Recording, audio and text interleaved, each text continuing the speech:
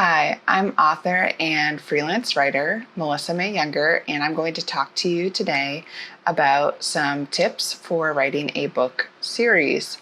So the first thing is, I would say if you're writing a series, you want to make sure that you choose characters in a setting that you're going to be excited about and that you're going to want to develop later. Because if you choose something that you don't really care that much about, then you've already committed to it, especially if you publish the first book, and then you're committed to staying in that world, staying with those characters, even if you don't really like them. And that's going to come through in your writing, and it's just not going to be as good and as interesting because you're not as interested as the author. So I would say, choose characters that really intrigue you, that are layered, that have a backstory that you're not going to give that whole backstory in the first book. And choose a setting that is interesting and you're going to want to explore, and that the characters can go different places and do different things. You have to think a little bit bigger than just for one book, right? The second thing is that you want to introduce characters and plot only as much as you need to in the first book, because you want to leave plenty of room for development and for revealing all those juicy bits about the characters and their backstories later on. You don't want to give away too much too soon. I'll give a couple examples of this. If you think about Harry Potter, for example, in the first book, it's really an introduction to the wizarding world. I mean, sure, you have the plot of the Sorcerer's Stone, but most of the book is just Harry finding out about this wizarding world. And to be honest, I think most children that read that book or read that book today are excited about the world itself. And so if you create a really cool world, then that has lots of different rules, then you do need to introduce some of those elements in the first book. Okay, and now the characters that are introduced, we get some about them, but there's a lot of room for revealing that backstory later on. For example, we don't understand everything that's happened between Harry and Voldemort. And that leaves enough room, and she leaves enough room in every book to continue to develop that in the next book. More information comes out about Harry's past, about his parents. By the third book, we're meeting Harry's parents' old friends, his dad's old friends, and we're exploring the dynamics between, the rivalry between Harry's father and Snape, and that continues to develop throughout the books. So that's what I mean is, don't give away too much too soon. Just give readers enough to keep them interested, enough to let them know that, there are certain conflicts there, and a little bit about why, because readers want some kind of explanation up front.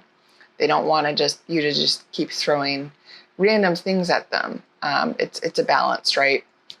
Of keeping that mystery alive, but not making it so mysterious that it doesn't really seem to make sense to the reader.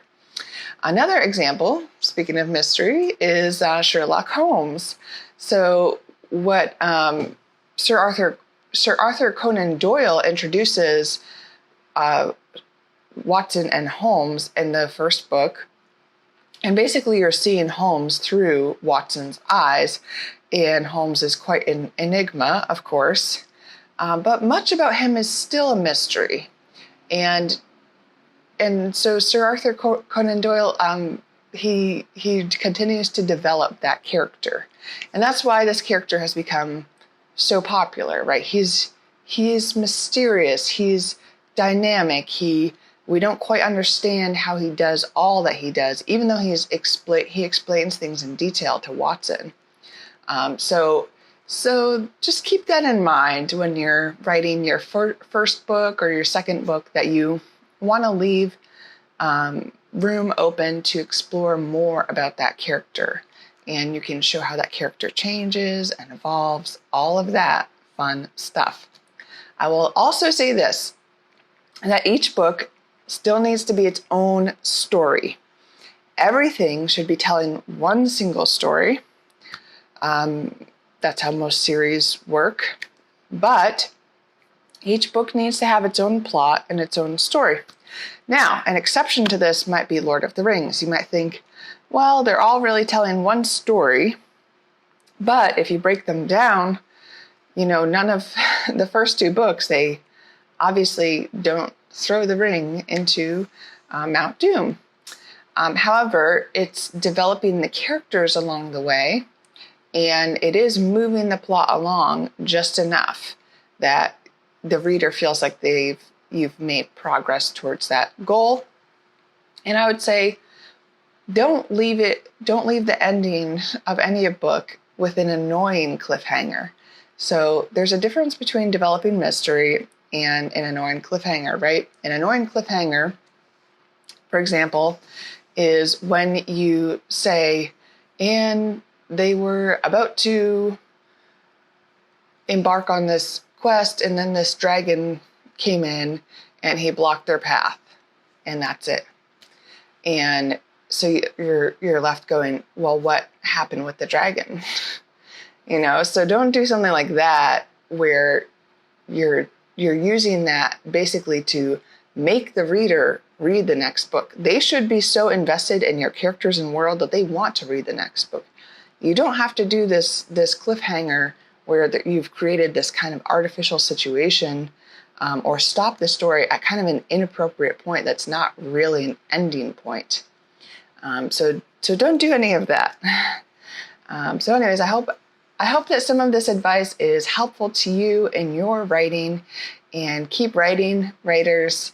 And of course, just if you have any questions or if there's topics you'd like me to cover, then let me know.